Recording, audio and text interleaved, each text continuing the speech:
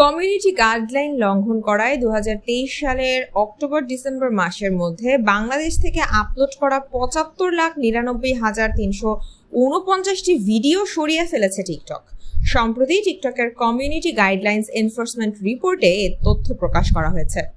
প্রতিবেদনের তথ্যানুযায়ী একই সময় বিশ্বজুড়ে প্ল্যাটফর্মটি থেকে মোট ১৭,৬৪,৬১,৯৬৩টি ভিডিও সরানো হয়েছে, যা টিকটকে আপলোড করা মোট ভিডিওর প্রায় 1%।